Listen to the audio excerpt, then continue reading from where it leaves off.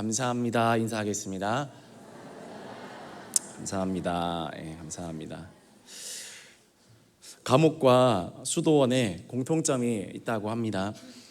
공통점은 무엇입니까? 감옥과 수도원의 공통점은 둘 다 담장은 높고 그리고 세상과는 격리되어 있습니다. 그리고 공간은 어둡고 서로 말도 많이 나눌 수가 없습니다. 그리고 힘든 노동을 해야만 하는 곳입니다. 자고 일어나는 시간도 정해져 있습니다. 규율이 엄격합니다. 몇 시에 일어나고 몇 시에 일을 하고 몇 시에 밥을 먹고, 밥을 줘도 좋은 음식을 주지 않습니다. 겨우 건강을 유지할 만큼만 음식을 줍니다. 감옥과 수도원 둘 다 자유도 없고 고립된 곳이고 불편하기가 짝이 없는 것입니다. 이게 다 감옥과 수도원의 공통점입니다. 그러나 차이점도 있습니다. 감옥은요, 죄를 짓고 끌려가는 곳입니다. 그러나 수도원은 은혜 받은 사람이 자원하여 스스로 들어가는 곳입니다. 감옥은 불평이 많습니다. 내가 왜 여기 들어왔는가에 대해서, 세상에 대해서, 나를 고발하고 고소한 사람들에 대해서, 나의 운명에 대해, 심지어는 자기 자신에 대해서도 모든 것들을 원망하고 불평하고 또 비관합니다. 그곳이 감옥입니다. 그러나 수도원은 어떻습니까? 수도원은 감사하는 곳입니다. 하나님에 대해서도 감사하고 모든 사람에 대해서 감사하고, 지는 노를 봐도 감사하고 꽃의 열매를 봐도 감사하고 눈이 쌓인 것을 봐도 감사하는 곳, 그곳이 바로 수도원입니다. 결론이 무엇입니까? 감옥과 수도원의 차이는 무엇입니까? 바로 불평하느냐 감사하느냐라는 것입니다. 감옥에 갇힌 죄수라도 감사하는 마음을 가질 수 있다면 그곳은 수도원으로 변하는 것입니다. 그러나 수도원에서 수도하는 수도사라고 할지라도 불평과 원망과 절망의 말밖에 할 말이 없다면 그곳은 감옥으로 변하는 곳입니다. 불평은요, 우리를 감옥에 가둡니다. 그 불평의 감옥에서 우리는 외로워지고 또 고독하게 되고 분노하게 되고 절망하게 되는 것입니다. 누가 나를 감옥에 넣는 것이 아니라 내가 하는 원망과 불평의 말이 나를, 내 영혼을, 내 마음을 감옥에 가두는 것입니다. 반면에 감사는요, 감사하는 말은 우리를 자유롭게 합니다. 심지어 독방에 있다 할지라도 자유롭게 합니다. 그리고 우리를 성숙하게 합니다. 그리고 우리를 새로운 존재로 변화시켜 주는 것입니다. 공산주의 나라의 어떤 한 유명한 목사님이 독방에서 10년 넘게 갇혀 있었습니다. 10년 넘도록 빛도 없는 곳에서. 그러나 그곳이 가장 행복한 천국이었나라고 이야기하는 간증을 들은 적이 있습니다. 왜 그럴까요? 그분은 감옥에 들어갔고 독방에 갇혔지만 스스로를 감옥에 넣지는 않았습니다. 원망과 불평으로 인해서 스스로를 감옥에 넣은 것이 아니라 감사와 주님을 향한 신뢰의 고백으로 말미암아 그는 언제나 자유인이었습니다. 저와 여러분이 늘 감사의 말을 할 수 있기를 주님의 이름으로 축복합니다. 내가 하는 불평의 말, 원망의 말, 그리고 절망의 말은 나를 정말 그렇게 만듭니다. 오늘 본문 말씀에 보면 더러운 말, 누추한 말, 어리석은 말, 그런 것들은 하지 말고 감사하는 말만 하라고 그렇게 이야기하고 있습니다. 감사하는 말을 하라. 능동적인 액션을 요구하는 것입니다. 내가 하는 말은 곧 나 자신이라고 할 수 있습니다. 그 사람이 어떤 사람인가를 보기 위해서는 그 사람이 하는 말을 들어보면 됩니다. 그 사람 하는 말이 감사가 많습니까? 그러면 감사하는 사람입니다. 그 사람이 하는 말 중에 원망이 많습니까? 그러면 그 사람은 원망이 많은 사람입니다. 내가 하는 말이 곧 나 자신인 것입니다. 그래서 말에 대해서 하는 권면이 성경에 얼마나 많이 있습니까? 에베소서 4장 25절 말씀 같이 읽겠습니다. 시작. 그런즉 거짓을 버리고 각각 그 이웃과 더불어 참된 것을 말하라. 이는 우리가 서로 지체가 됨이라. 그 이웃과 더불어 참된 것을 말하라.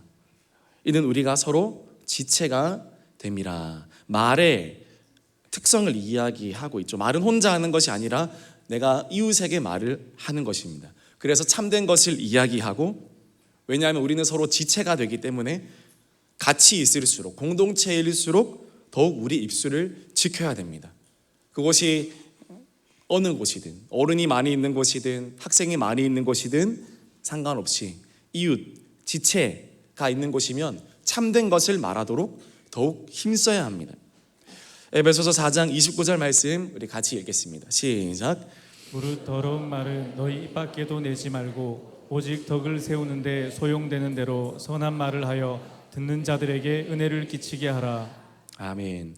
무릇 더러운 말은 너희 입 밖에도 내지 말고. 여러분, 더러운 말은 입 밖에도 내지 말기를 주님의 이름으로 축복합니다.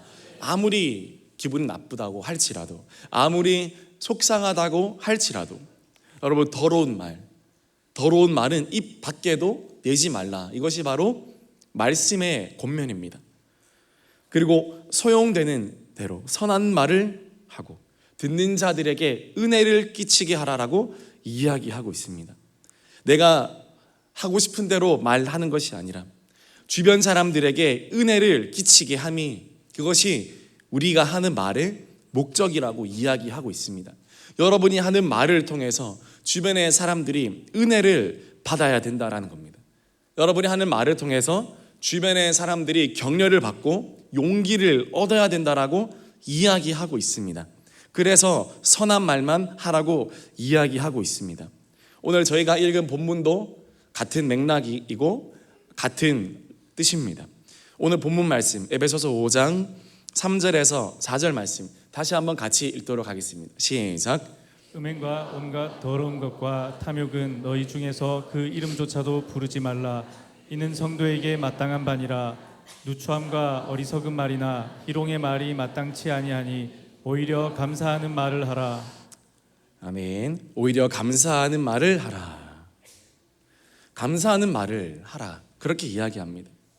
감사를 표현할 수 있기를 축복합니다. 이번 주간 감사 주간입니다. 여러분이 감사하고 싶은 사람들에게 감사를 표현해 보면 어떨까요? 누가 시켜서 그런 게 아니라 감사를 표현해 보면 어떨까요? 우리 목원들은 우리 목자님들에게 감사의 편지를 써서 시간이 없으면 메시지라도 여러분이 남겨서 한 해 동안 얼마나 여러분의 영혼을 섬겨주시는 분들에게 감사했습니까? 이런저런 상담은 또 많이 받고 또 기도는 받고 때로는 내가 그분들을 쏘았을지언정 얼마나 감사를 많이 했나요? 보면 감사를 하는 사람은 늘 감사를 하고 그렇지 않은 분은 항상 그렇지 않더라고요.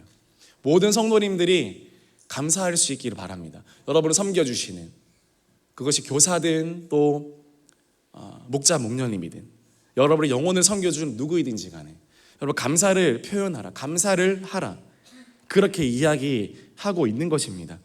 표현하지 않은 감사는 뿌리지 않은 향수와 같습니다. 향수가 뿌려지지 않은 채로 그 병에 담겨 있으면 그것이 무슨 의미가 있겠습니까?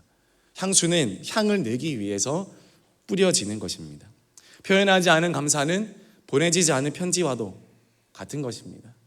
받아볼 수 없고 아무리 마음을 들여서 정성스럽게 편지를 썼다 할지라도 그것을 전달하지 못하면 그 종이 어떠한 깊은 사랑과 격려의 말이 담겨 있다 할지라도 그것을 받아보지 않는 이상은 아무런 의미가 없듯이 감사도 표현하지 않고 감사의 말을 하지 않으면 아무런 의미가 없다라는 것입니다. 언어학자인 에드워드 사피르라는 사람이 이렇게 말했습니다. 인간은 객관적인 세계에서 살고 있지만 사실은 언어 안에서 살고 있다. 사람은 내가 말한 그 세상 안에서 살고 있는 것입니다. 와, 내가 사는 곳이 천국이야. 여러분, 그렇게 말하는 사람은 진짜 천국에서 살고 있는 사람입니다. 내가 있는 곳은 지옥이야. 여러분, 그 사람은 어디에 있든지 지옥에서 사는 겁니다. 야, 내가 다니는 교회가 최고야. 여러분, 그렇게 말하는 사람은 정말 가장 좋은 교회를 다니고 있는 것입니다. 여러분, 믿으십니까? 오늘 한번 고백해 볼까요? 내가 있는 곳이 천국이야. 내가 다니는 교회가 최고야. 우리 가족이 제일 좋아. 네, 여러분, 말한 대로 되는 겁니다. 그렇게 말한 사람에게는 정말 그런 인생이 펼쳐지고, 그런 생활이 펼쳐지고, 그런 삶이 펼쳐지게 됩니다. 거미는 자기가 쳐놓은 거미줄 밖으로 나갈 수 없고 그 거미줄 안에서 생활하게 됩니다. 그와 마찬가지로 우리는 우리의 입으로 내뱉은 말이 마치 거미가 자기의 몸에서 뽑은 그 거미줄처럼 우리는 우리가 뽑아놓은 우리의 말들로 우리 인생을 만들어가고 우리 인생의 틀을 다 만들어가고 우리는 그 안에서 움직이고 살아가고 그 밖으로 나갈 수가 없습니다. 우리의 말을 통해서 우리는 그 세상 안에서 살아가는 것입니다. 그래서 우리는 믿음의 말, 감사의 말, 또 하나님 앞에 신뢰의 말, 주님을 기대하는 말, 소망의 말, 우리 입술에서 계속해서 나와야 될 줄 믿으시기를 바랍니다. 하나님도 말씀을 통해서 일하시고 말씀을 통해서 소통하십니다. 창세기 처음부터 무엇이라 이야기합니까? 창세기 1장 3절 보면 하나님이 이르시되 빛이 있으라 하시니 빛이 있었고 라고 이야기합니다. 하나님은 말씀으로 모든 것을 시작하셨고 말씀으로 모든 것을 끝맺으셨습니다. 요한일서 2장 24절 말씀도 우리 같이 한번 읽어보겠습니다. 시작. 너희는 처음부터 들은 것을 너희 안에 거하게 하라. 처음부터 들은 것이 너희 안에 거하면 너희가 아들과 아버지 안에 거하리라. 아멘. 너희는 처음부터 들은 것, 하나님 말씀을 들은 것이 너희 안에 거하게 하라라고 그렇게 말씀하고 있습니다. 그 말씀이 너희 안에 거하면 너희가 아들과 아버지 안에 거하리라. 말씀 안에 거하는 사람이 예수님과 하나님 안에 거하는 사람이라는 것입니다. 여러분, 말씀 안에 거해야 될 줄 믿습니다.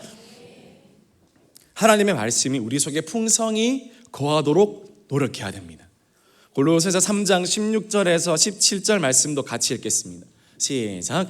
그리스도의 말씀이 너희 속에 풍성히 거하여 모든 지혜로 피차 가르치며 권면하고 시와 찬송과 신령한 노래를 부르며 감사하는 마음으로 하나님을 찬양하고 또 무엇을 하든지 말에나 일에나 다 주 예수의 이름으로 하고 그를 힘입어 하나님 아버지께 감사하라. 아멘. 그리스도의 말씀이 너희 속에 풍성히 거하여라고 그렇게 이야기하고 있습니다. 하나님 말씀이 내 안에 풍성히 거할 때 가르치는 것도 되고 권면하는 것도 되고, 여러분, 가르치는 게 안 되고 권면이 안 됩니까? 그리고 시와 찬송과 신령한 노래로 감사하는 마음으로 하나님을 찬양하라. 여러분, 이게 안 됩니까? 찬양이 안 됩니까? 내 속에 말씀이 풍성히 거하지 않기 때문에 그렇습니다. 여러분, 누가 예배를 잘 드릴 수 있을까요? 누가 찬양을 잘할 수 있을까요? 누가 기도를 잘할 수 있을까요? 그 마음에 연료가 가득한 사람, 주님의 말씀이 가득한 사람이 여기 예배당에 오면 예배가 잘 드려지고 그리고 찬양이 잘 되고 기도가 잘 됩니다. 근데 말씀이 내 속에 없으면 연료가 없기 때문에 마치 기름이 없는 자동차가 힘없이 달리는 것처럼 고속도로에 놔둬도 그 차는 최선을 다해서 잘 달릴 수가 없습니다. 그러나 연료가 가득한 차는요, 길이가 길면 길수록, 도로가 크면 클수록 부담이 아니라 너무 좋습니다. 마음껏 달릴 수가 있고 마음껏 찬양하고 마음껏 기도하고 마음껏 예배를 질주할 수 있기 때문에 너무 좋은 겁니다.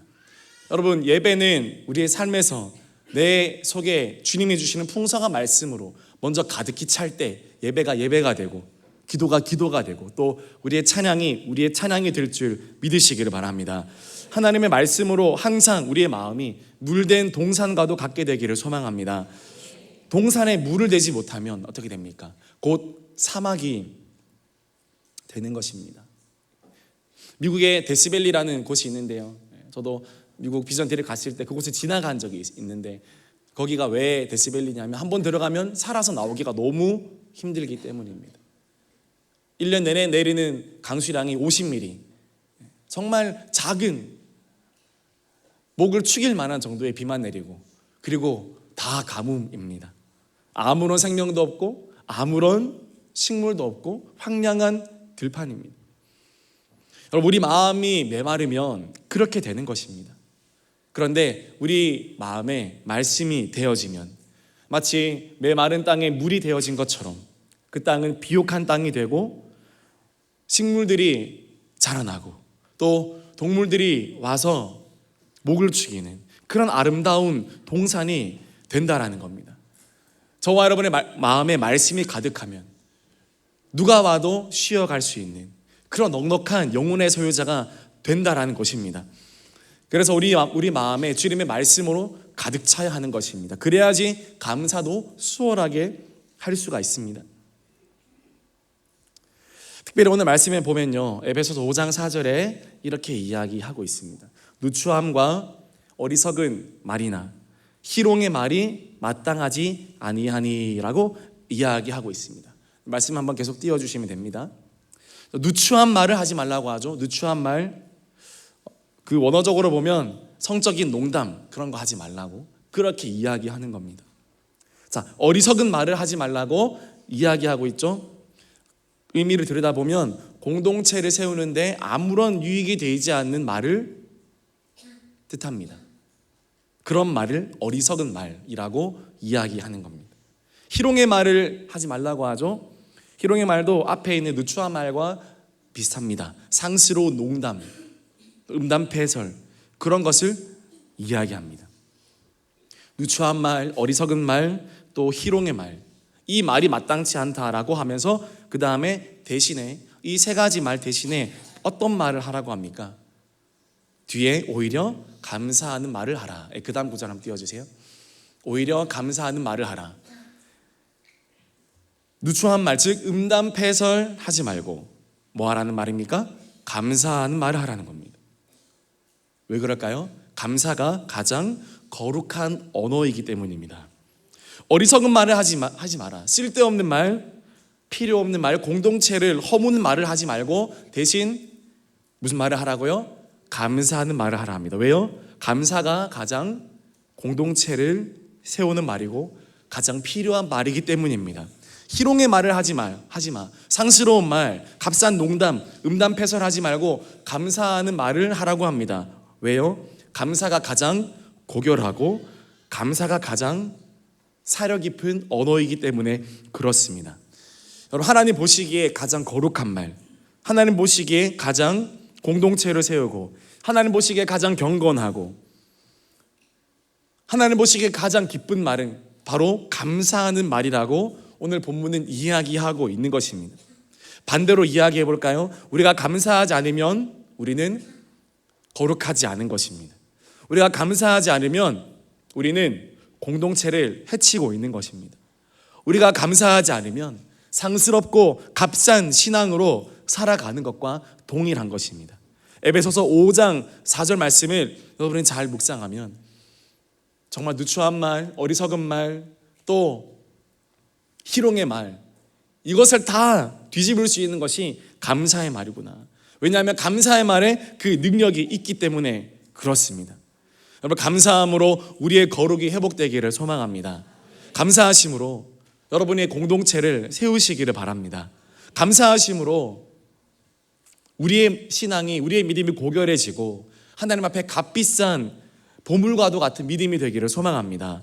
시편 50편 23절 말씀 우리 같이 읽겠습니다. 시작. 감사로 제사를 드리는 자가 나를 영화롭게 하나니 그의 행위를 옳게 하는 자에게 내가 하나님의 구원을 보이리라. 아멘. 감사로 제사를 드리는 자가 나를 영화롭게 한다라고 이야기했습니다. 성도는 어떤 사람일까요? 성도는 언제나 어디서나 감사할 수 있는 사람인 줄 믿습니다. 세상 사람들도 환경이 좋을 때는 감사합니다. 환경이 좋을 때는 감사합니다. 그러나 성도는 항상 감사합니다. 그것이 바로 성도와 성도가 아닌 사람을 구분하는 기준이 되는 것입니다. 하나님께서는 성도들이 먼저 감사하기를 원하십니다. 세상 사람들에게는요, 진정한 감사가 없습니다. 왜냐하면 내가 주인이기 때문에 그렇습니다.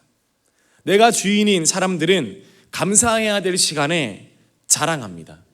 왜냐하면 감사할 대상이 없기 때문에 자랑합니다.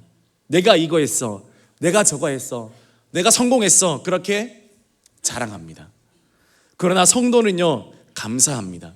내가 아무리 멋지고 잘하고 좋은 일을 한 사람이라 할지라도 하나님의 도우심이 없으면 내가 안 된다라는 것을 알기 때문에 자랑 대신에 감사합니다.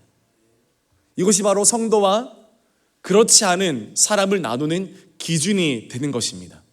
여러분, 하나님 앞에 어떠한 경우에라도 먼저 감사할 수 있기를 주님의 이름으로 축복합니다. 먼저 감사하는 것입니다. 무슨 감사의 결과가 있어가지고 감사할 만한 일이 있기 때문에 감사하는 것은 교회를 다니지 않아도, 여러분 절에 다녀도 하고 성당에 다녀도 하고 다른 종교를 다녀도 감사한 일이 있으면 감사합니다. 그거는 성경의 말씀이 아닙니다. 성경은 항상 감사하라, 먼저 미리 감사하라, 그렇게 이야기하고 있습니다. 우리 사랑하는 모든 성도님들이 주님 앞에 미리 먼저 감사할 수 있기를 주님의 이름으로 축복합니다. 성경에 그런 예들이 수없이 많이 있습니다. 이것을 가장 잘한 사람 중 한 명이 바로 다윗입니다. 다윗은 곤란과 어려움 중에 있을 때도 먼저 감사했습니다. 우리 사랑하는 우리 수험생 친구들, 내일 수능 있는데 먼저 감사할 수 있기를 주님의 이름으로 축복합니다. 내일 감사하지 말고 오늘 감사해야 됩니다. 수많은 시편들이 있지만 그 중에 시편 57편 다윗이 쓴 시입니다. 그런데 다윗이 언제 이 시를 썼느냐? 자신을 죽이려 하는 사울을 피해서 굴에 숨어 들어갔을 때 지은 시입니다. 사울을 피해서 아둘람 굴이나 엔게디 굴 같은 곳에 숨어 들어갔을 때 그때 이 시를 지은 것으로 알려져 있습니다. 죽음이 바로 코앞인 상황에서 다윗은 시편 57편을 기록하고 있는데 그 전반부는 비관적인 내용, 두려운 내용, 또 무서운 내용, 걱정되고 마음이 힘들고 그런 내용을 고백합니다. 시편 57편 4절 말씀 읽어볼까요? 시작. 내 영혼이 사자들 가운데에서 살며 내가 불사르는 자들 중에 누웠으니 곧 사람의 아들들 중에라. 그들의 이는 창과 화살이요 그들의 혀는 날카로운 칼 같도다. 지금 굴에 숨어 있으면서 다윗은 두렵고 떨리는 심정으로 주님께 계속 기도하고 있는 것입니다. 그런데 그의 기도가 점점 이어져 가면서 그의 기도가 점점 깊어져 가면서 중간을 넘어가서부터는 하나님을 향한 감사가 터뜨려져 나오는 것을 보게 됩니다. 우리 시편 57편 중반부터 우리 5절부터 9절까지 한번 읽어보겠습니다. 시작. 하나님이여 주는 하늘 위에 높이 들리시며 주의 영광이 온 세계 위에 높아지기를 원하나이다. 그들이 내 걸음을 막으려고 그물을 준비하였으니 내 영혼이 억울하도다. 그들이 내 앞에 웅덩이를 팠으나 자기들이 그 중에 빠졌도다. 하나님이여 내 마음이 확정되었고 내 마음이 확정되었사오니 내가 노래하고 내가 찬송하리이다. 내 영광아 깰지어다. 비파야 수구마 깰지어다. 내가 새벽을 깨우리로다. 주여 내가 만민 중에서 주께 감사하오며 문나라 중에서 주를 찬송하리이다. 아멘. 보십시오. 그는 문제를 바라보다가 너무 절망했지만 점점 하나님을 바라봄으로 자신의 영혼이, 자신의 마음이 확정되었다라고 그렇게 노래합니다. 유명한 여기 9절 나오죠. 7절 말씀에 내 마음이 확정되었고 내 마음이 확정되었사오니 내가 노래하고 찬송하리로다. 찬양으로도 있지 않습니까? 이것이 다윗이 언제 지은 시입니까? 쫓길 때, 굴에 갇혀 있을 때 지은 시라는 겁니다. 상황은 여전히 달라진 것이 없습니다. 여전히 축축하고 눅눅한 어두운 동굴 안에 있지만 내 마음이 확정되었다라고 그렇게 이야기하고 내가 하나님을 찬송하리로다 그렇게 이야기하고 있습니다. 또 비파야 수금아 깰지어다 내가 새벽을 깨우리로다 내가 만민 중에서 주께 감사하겠다. 우리 10절에서 11절 말씀도 같이 읽어볼까요? 시작. 무릇 주의 인자는 커서 하늘에 미치고 주의 진리는 궁창에 이르나이다. 하나님이여 주는 하늘 위에 높이 들리시며 주의 영광이 온 세계 위에 높아지기를 원하나이다. 아멘. 자신의 문제와 처지는 온데간데 없고 지금 다윗은 하나님의 영광에 푹 빠져 있는 것입니다. 여러분, 사람은 언제 살까요? 사람은 언제 살아납니까? 내 입술에서 감사의 고백이 터져 나올 때 그때 살아나는 줄 믿으시기를 바랍니다. 반대로 사람은 언제 죽을까요? 그 사람의 입술에서 감사가 죽을 때 그 사람의 인생도 죽기 시작하는 겁니다. 숨은 쉬겠지만 원망과 불평 속에서 그는 죽은 인생을 살아가는 것입니다. 여러분은 살았습니까? 죽었습니까?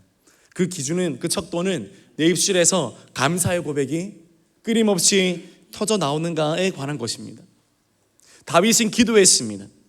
그도 죽을 뻔했습니다. 원망과 절망과 비관 속에, 소망 없음 속에 죽을 뻔했습니다. 그런데 하나님을 깊이 묵상함으로 또 하나님을 만남으로 말미암아 그 입술에서 감사가 터져 나왔을 때 여러분, 다윗은 살아난 줄 믿으시기를 바랍니다. 여러분의 입술에서 감사가 터져 나올 때까지 기도할 수 있기를 주님의 이름으로 축복합니다. 다윗은 8절에서 아주 놀라운 기도를 하게 됩니다. 우리 시편 57편 8절 말씀 다시 한번 같이 읽겠습니다. 시작. 내 영광아 깰지어다 비파야 수금아 깰지어다 내가 새벽을 깨우리로다. 아멘. 저는 이 고백이 너무나 놀랍습니다. 내가 새벽을 깨우리로다. 다윗은요 아마 밤새도록 기도했을 겁니다. 그 절망의 동굴에서, 어두운 동굴에서 밤새도록 하나님 앞에 자신의 연약한 가족들, 그리고 자녀들, 어린 자녀들, 또는 자신의 동료들, 오갈 데 없는 연약한 사람들 주변에 있지만 그 무리들은 온종일 쫓기고 있는 그런 상황 아닙니까? 그런 절망적인 상황 가운데 다윗은 철저하게 의린 상황에서 하나님 앞에 밤새도록 씨름하다가 동터오는 새벽을 맞이한 것 같습니다. 여러분, 한 가지 묻고 싶습니다. 다윗에게 제일 두려운 게 무엇이었을까요? 다윗에게 제일 두려운 게 무엇이었을까요? 그에게 제일 두려운 거는 동이 터오는 것이었습니다. 밤이 지나고 내일이 다가오고 있다라는 사실은 많은 사람들에게는 희망의 메시지고 많은 사람들에게는 소망이지만 여러분, 지구상에 단 한 사람 다윗에게는 가장 큰 두려움이었습니다. 왜 그랬을까요? 그는 도망자 신세였기 때문입니다. 동이 트면 어김없이 사울의 군대들이 그의 뒤를 쫓기 위해서 온 나라를 헤집고 다녔습니다. 동이 트기만을 기다리고 모든 이스라엘 온 땅을 샅샅이 누비고 절벽과 동굴과 집들과 모든 곳을 샅샅이 훑고 다니고. 왜요? 다윗 한 사람을 찾으려고요. 다윗은 새벽만 되면 동이 터오르는 것만 보면 바짝바짝 긴장해야 됐습니다. 오늘 하루를 또 내가 살아내야 되는구나. 아니, 오늘 하루를 내가 또 살아남아야 되는구나. 오늘 하루는 내가 무사히 지나갈 수 있을까? 내가 잡히지 않고 죽지 않고 오늘 하루 내가 지나갈 수 있을까? 그래서 여러분, 다윗은요 새벽을 깨우는 것이, 아니 새벽이 다가오는 것이 너무 싫었을 겁니다. 새벽아 제발 오지 마라. 동아 제발 트지 마라. 그런데 밤새도록 하나님을 만나고 또 주님께 기도했습니다. 감사가 없었고 소망이 없었습니다. 그러나 기도했습니다. 내 속에 소망과 감사가 일어날 때까지 내 입술에서 감사가 터져 나올 때까지, 그때까지 기도했습니다. 언제까지 기도했습니까? 동이 터오를 때까지, 다윗이 무서워하고 두려워하는 내일이 밝을 때까지 다윗은 기도하다가 하나님을 만났습니다. 하나님을 경험했습니다. 자신의 힘과 자신의 생명과 자신의 소망은 군대와 창과 칼에 있는 것이 아니라, 사람의 손에, 사울의 손에 달려있는 것이 아니라 바로 지금까지 자신을 인도하셨던 하나님께 달려있는 줄 다윗이 믿었던 것입니다. 믿음이 생긴 것입니다. 그래서 다윗이 뭐라 그랬습니까? 내가 새벽을 깨우리로다. 여러분, 이것은 다윗의 놀라운 고백이 되었습니다. 새벽을 깨우기 싫었고 새벽에 도망가고 싶었던 다윗이었지만, 그러나 이제는 주님을 만나고 보니 모든 것이 바뀌어서 새벽을 깨우고 싶은 사람, 동이 터와도 두렵지 않은 사람, 해가 떠도 무섭지 않은 사람이 여러분 되었다라는 것입니다. 언제요? 주님 만나서 내 속에서 감사가 터져 나왔을 때. 아주 조용하게 새벽을 깨웠을까요? 아니요. 비파, 수금을 다 터뜨려서, 요즘 말로 말하면 북치고 장구치고 바이올린 다 키고 하프 키고 첼로 드럼 다 켜가지고 내가 새벽을 깨우리로다. 여러분, 그것이 바로 다윗이 경험한 감사의 능력인 줄 믿으시기를 바랍니다. 여러분의 새벽을 깨울 수 있기를 주님의 이름으로 축복합니다. 내일이 오는 게 두렵습니까? 동이 터오르는 게 두렵습니까? 해가 뜨는 것이 두렵습니까? 여러분, 감사가 터져 나올 때까지 주님 앞에 기도하시기를 바랍니다. 그러면 내가 새벽을 깨우리로다. 주님의 은혜가 나와 항상 함께하도다. 그 믿음의 고백이 나의 고백이 될 줄 믿으시기를 바랍니다. 다윗만 그랬을까요? 하박국 선지자도 무화과 나무가 무성치 못하고, 주일 오전에 담임 목사님 말씀하셨죠. 포도나무 열매가 없고 감람나무에 소출이 없고 우리의 양이 없어도 어떻게 합니까? 우리 하박국 3장 18절 19절 말씀 우리 같이 읽겠습니다. 시작. 나는 여호와로 말미암아 즐거워하며 나의 구원의 하나님으로 말미암아 기뻐하리로다. 주 여호와는 나의 힘이시라. 나의 발을 사슴과 같게 하사 나를 나의 높은 곳으로 다니게 하시리로다. 이 노래는 지휘하는 사람을 위하여 내 수금에 맞춘 것이니라. 아멘. 하박국 1장에 얼마나 주님 앞에 원망과 부르짖음을 많이 했는지 모릅니다. 그런데 기도하다 보니까 1장에서 감사가 터져 나오지 않으니까 2장까지 기도하고, 2장에서 감사가 터지지 않으니까 3장까지 기도하다 보니까 여러분 감사가 터졌습니다. 그리고 하박국의 심령이 살아난 줄 믿으시기를 바랍니다. 다니엘을 보십시오. 사자굴에 들어가기 전에도 하루 3번 기도하고 감사했습니다. 사자굴 나와가지고 감사했다는 소리는 없습니다. 그거는 일반 사람들도, 하나님 믿지 않는 사람들도 다 하는 거기 때문에 그렇습니다. 예수님 보십시오. 오병이어 떡 5개 물고기 2마리를 들고 미리 축사하시고, 이건 미리 감사했다는 거, 미리 감사하시고 2만 명을 먹이고 12강주리가 남았습니다. 그 뒤에 감사했다라는 말은 없습니다. 그거는 누구나 하는 겁니다. 여러분 삶에 응답이 일어나고 여러분 삶에 기적이 일어나서 감사합니다라고 말하는 거는 그거 믿음이 아니고 그거는 매너입니다. 그거는 예의입니다. 그거는 누구나 하는 겁니다. 그러나 감사는 믿음의 영역입니다. 사도 바울과 실라가 빌립보의 감옥에 있을 때 여러분 팔에 있는 또 발목에 있는 착고가 풀려져서 바울과 실라가 감사와 찬송을 했을까요? 아닙니다. 매를 맞고 온몸에 피고름이 흐르고 그리고 정신이 없고 춥고 배고프고 그런 중에 바울과 실라는 감사 찬송을 주님께 올려드렸고, 그때 지진이 일어났고 간수장과 그 온 가족이 예수를 믿는 놀라운 기적이 일어났습니다.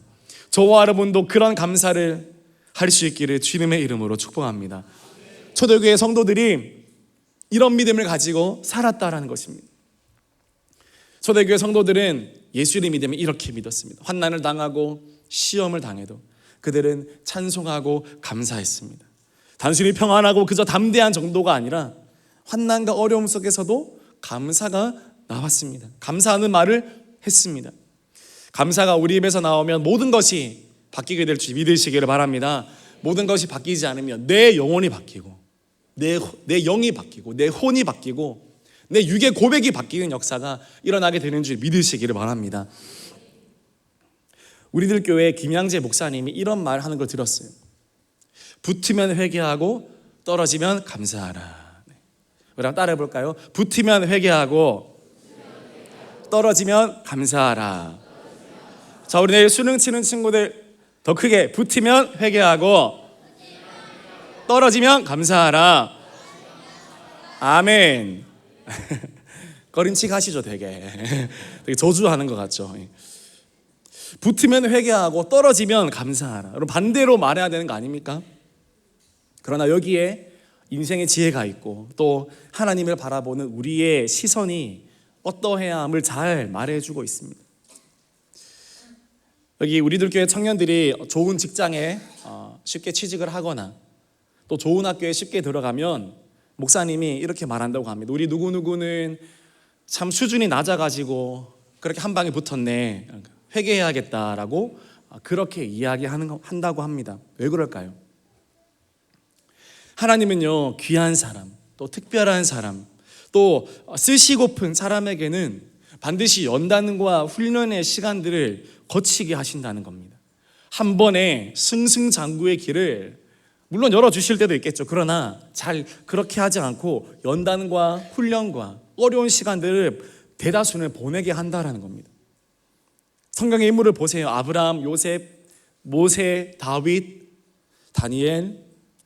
한 번에 뭔가를 이루거나 대박을 터뜨린 사람들이 아닙니다.